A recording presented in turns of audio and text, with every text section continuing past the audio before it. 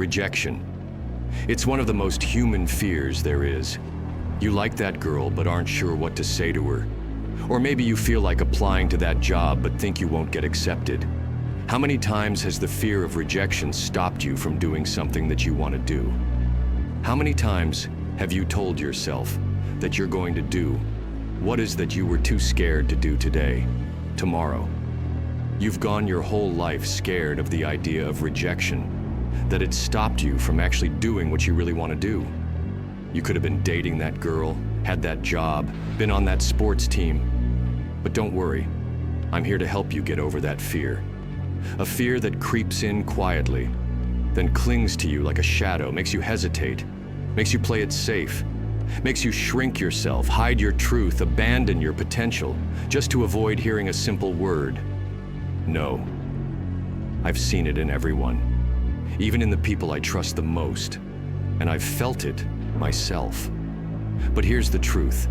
Rejection isn't your enemy. It's your test. It's the mirror that shows you exactly what you still fear, and the invitation to destroy that fear, piece by piece. You want to be strong? You want to be free?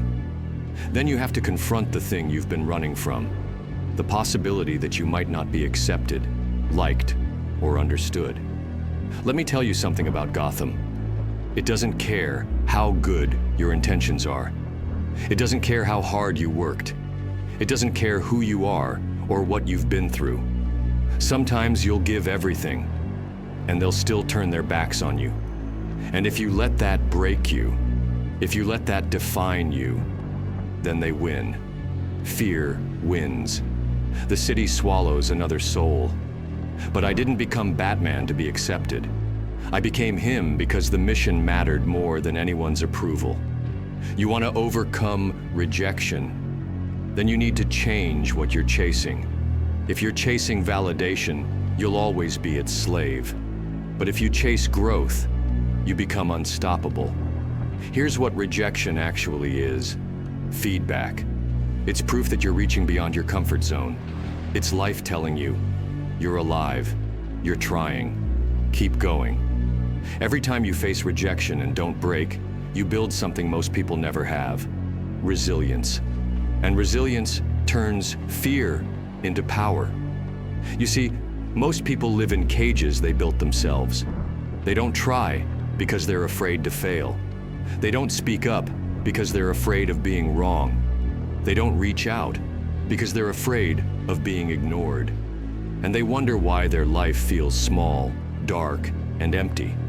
But that's not living, that's hiding. Let me make this clear. You're going to be rejected by people, by opportunities, by the world itself. Sometimes for reasons that make no sense, sometimes because you weren't ready, sometimes because they couldn't see your worth. That doesn't matter. What matters is that you don't let it bury you. You take the hit, absorb the lesson, and keep moving forward. You learn from the rejection, but you never bow to it. You don't ask yourself, why didn't they accept me? You ask, did I stay true to who I am? Because the goal isn't to be accepted by everyone. It's to be respected by yourself. Think about it. If I let fear stop me, Gotham would have fallen a long time ago.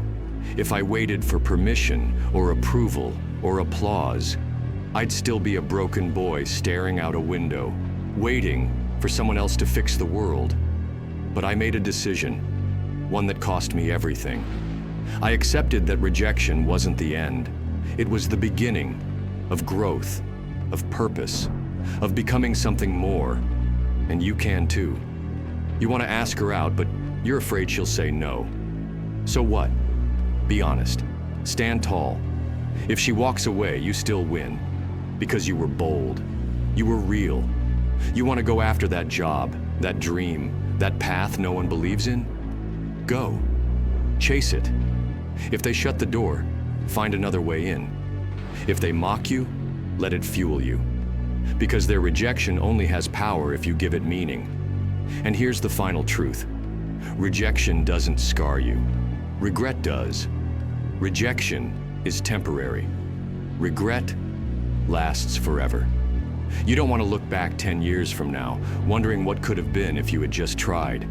You don't want to live with the weight of never knowing what you were capable of. So, stop running from no. Start chasing your own yes. The world may never hand it to you, but that doesn't matter. You carve your own path, brick by brick, hit after hit, until the voice inside your head, the one that said you weren't good enough, finally goes silent. Because confidence isn't born from success. It's born from the fire, from failing and standing anyway. So what are you going to do about it? Are you still going to be scared?